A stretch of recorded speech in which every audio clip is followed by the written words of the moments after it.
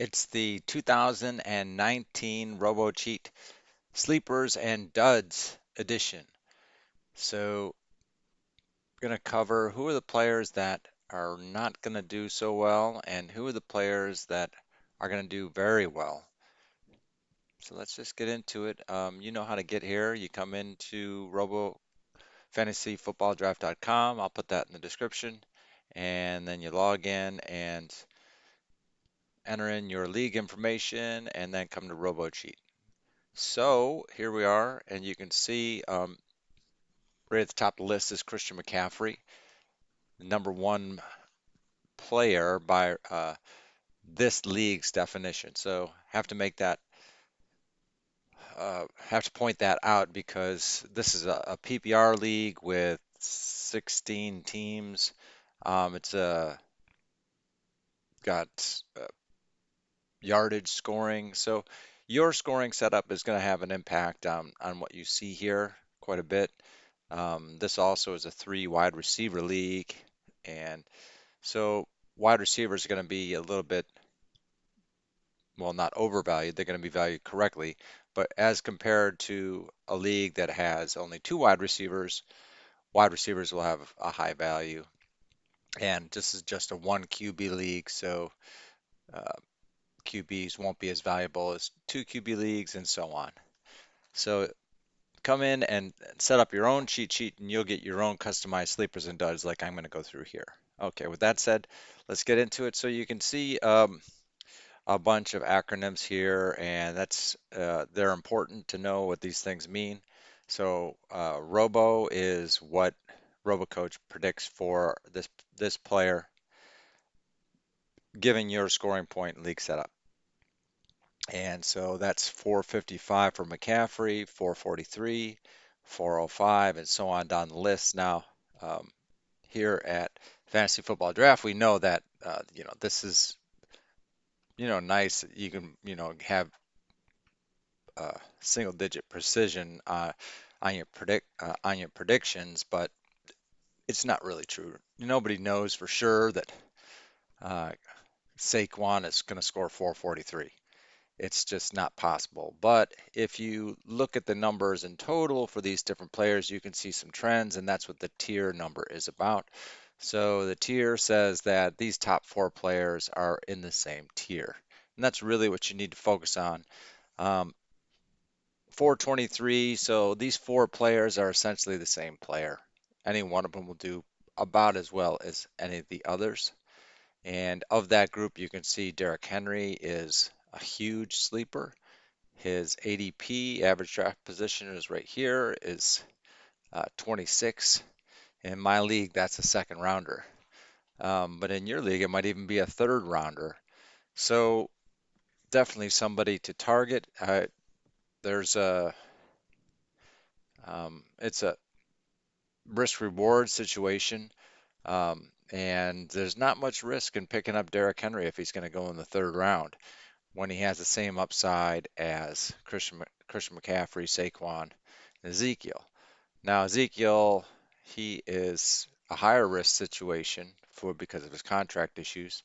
But even without the contract issues, which are not part of these projections, it doesn't look good for him. He's a dud, um, bust, sleepers and busts, and so it's -6. His RDP it'd be about 8, and his ADP is 2. So I expect to see his ADP come down some now that it's been a couple weeks since he announced that he's going down to Cozumel or wherever and wait out his contract situation. So I expect that ADP to drop, so it'll become less of a dud as he drops in the first round. I don't expect to ever see him in the second round though. So, but if his ADP drops enough, then he might become draftable. So you can see there's a hard break here, and that's the end of the top running backs right there. And then you get into a different cluster. These clusters can change by the day, so clustering is just naturally like that. It involves some randomness, and so what Robo sees as a cluster one day might be, it might include Dalvin Cook one day. It just depends. This line is, where do you draw it? Got to draw the line somewhere. And clustering is good at drawing lines. It's not consistent. Sometimes it'll expand or shrink a cluster. So in the second round, not there's in the second group, the second tier, you can see extends from Cook all the way down to Latavius. And there are two big sleepers at the bottom, and Tariq Cohen and Latavius Murray. These two guys, you can see their deltas. That is the difference between the RDP and their ADP. Here's the ADP. There's their RDP. 47 slot difference. So that's a huge difference. So if you miss out on getting Derrick Henry as a sleeper, then you still have a shot at Tariq Cohen and Latavius Murray in later rounds. There's some minor duds here in Le'Veon and maybe Joe Mixon, and Fournette as a minor sleeper. So if you keep going down in the third tier, you can see some duds, quite a few duds in the third tier.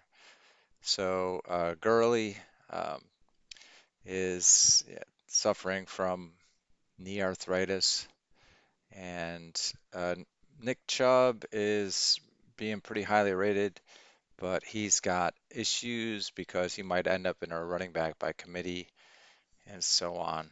So that's the top three tiers of running backs. Let's take a look at wide receivers, sleepers and busts. In this league, I told you there are three wide receivers and it's PPR, so you can see the tier value is higher than it was for running backs. So the top tier is right here, and the first thing I look at is the delta over here. These are all sleepers. Now, why is that? Is that because they're all actually going to outperform expectations? Not really. The answer is because wide receivers tend to be undervalued and running backs tend to be overvalued. And so all the running backs suck up there's only, there's half the league will perform above expectations and half the league will perform below expectations. And so um, running backs tend to perform below expectations just because that's the nature of fantasy football and that we always overvalue running backs. So yeah, these are wide receivers are mostly sleepers, but you want big sleepers. In other words, there's a higher bar to what you say is a sleeper with wide receivers. In addition to being a great receiver, they have to be super great because um, many great receivers exceed expectations simply because expectations are low. Um, Juju Smith-Schuster um, is, I'd say, along with Keenan Allen, the biggest sleeper in this group. Julio is the smallest sleeper, so um, you can pick up the ADP looks to be the second round for Juju, and Keenan is third round for most leagues. So that's a big sleeper right there. Let's take a look at the second group here. This is a big one, starting with DeAndre, and he is a dud. So you can see the second group extends from DeAndre to Brandon Cooks, and DeAndre and Devontae are going to be duds. And Terrell Williams will be a stud. He is the number one slot at Oakland. Of course, it's dependent upon him holding on to that slot, which is not a given. So, yeah, he's a big sleeper, and you can get him with late round, maybe your last pick. But it's not guaranteed that he's going to get that wide receiver one type of reception. So you'll have to keep an eye on that. And if he loses the job, then he's not going to get those numbers. Interesting one here, Tyler Lockett is a fairly large sleeper, so you might want to target him in the middle rounds. then the third group, anything interesting here? Dante Pettis, San Francisco. That'll be interesting. Uh, and Sterling Shepard and the New York Giants. Chris Godwin is a small sleeper, and then Julian is a very small sleeper. Amari Cooper, that's interesting that he's a dud. He does have pretty high ADP. People are expecting big things. All right, let's take a look at quarterbacks. So this is always interesting. See where Tom Brady is. Is he going to be in the top cluster or not? And he's not. So we see Deshaun Watson is, and we see a big cluster extending from Deshaun all the way down to Matt Ryan. These QBs are the top tier, and they're all big sleepers, undervalued players. The largest is Dak, and I can understand why. Um, but he's got some serious tools this year, and he's not injured. Ezekiel may or may not come back. We'll find out. But you can pick him up in the later rounds, maybe the last round. From the looks of it, if his ADP is 139, depending on your league size. So if not Dak, then Jameis Winston is also a big sleeper, which you can pick up in the mid to late rounds. And these early rounders, Patrick Mahomes, well, that's a little bit of a reach, isn't it? You gotta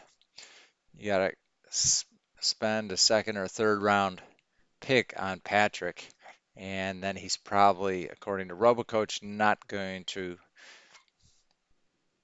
achieve expectations, and that's just because expectations are so high. Let's take a look. Second group here, second cluster is starts with Tom Brady, just three in there, Wentz and Luck. Brady is a sleeper. Not surprised there. He's getting a little bit older, and people have lower expectations, and you can pick him up with a very late pick. Andrew Luck is going to be a dud. His 47 ADP, that's you're going to have to use what, a fourth rounder on him, um, maybe even a third rounder.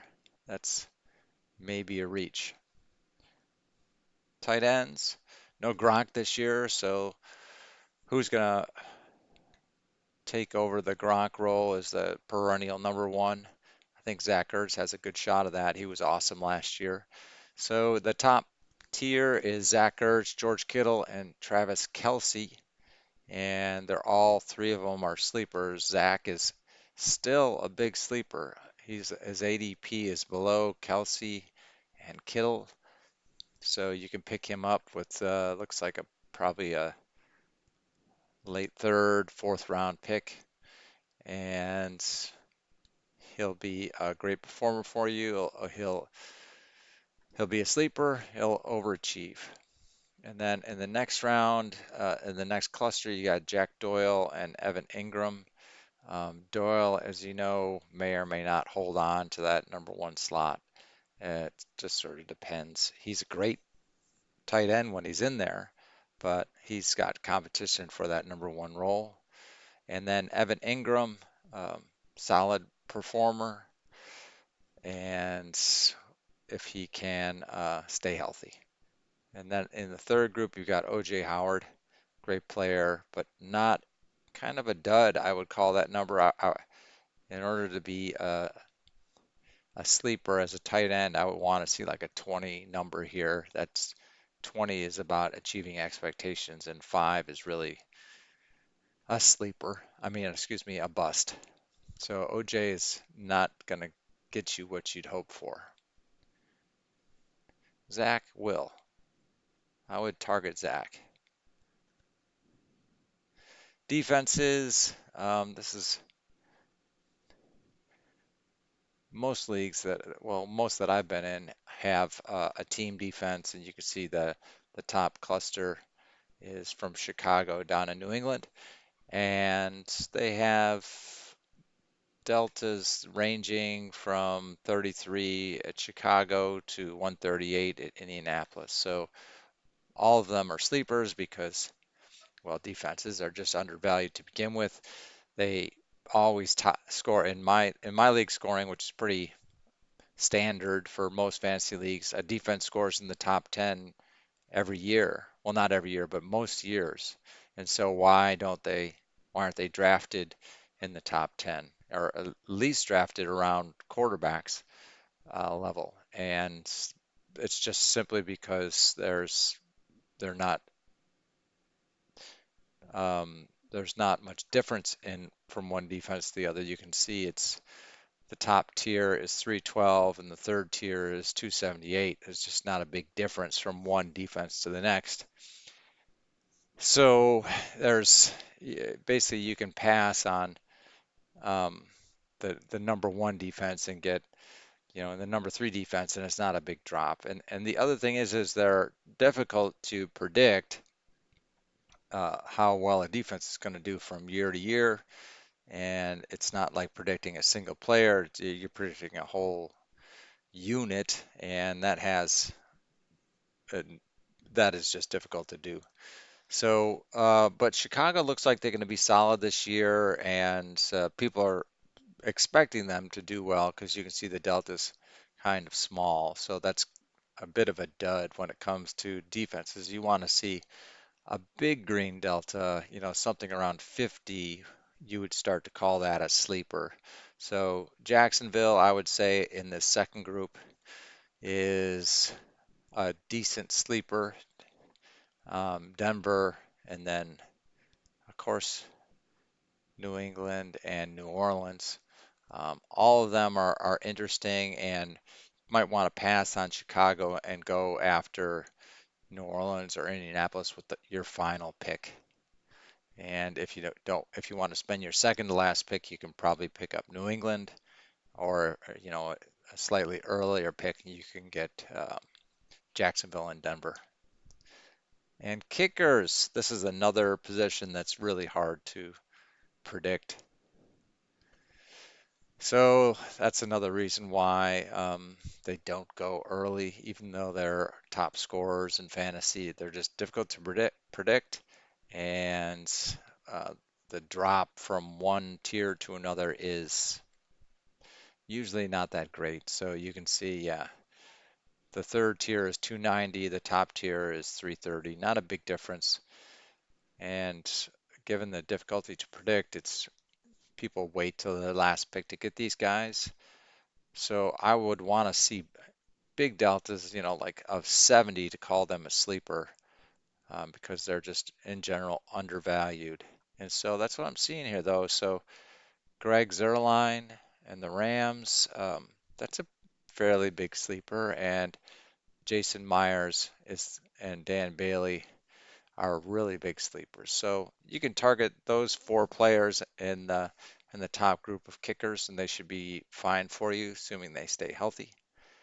And then in the second group, you can see some more kickers of that group. Probably the best one to go after is the Cleveland kicker, Greg Joseph. And if you want a recognizable name, you can go after Gostkowski. So if you want to know more about the column definitions, you can click on the link there. These predictions are, of course, based upon your league setup, and that depends, that can be handled or set up in the rest of the site. You have to click home and then a few other links. And then once you got these numbers all configured, you can use Robo Draft, and that'll handle your draft on the draft day. That's for snake drafting. Robo Auction I'll cover in a different video. That's for auction drafting. So please like and subscribe, and I'll put a link to the site in the description. This has been Dr. RoboCoach. Thank you very much for listening.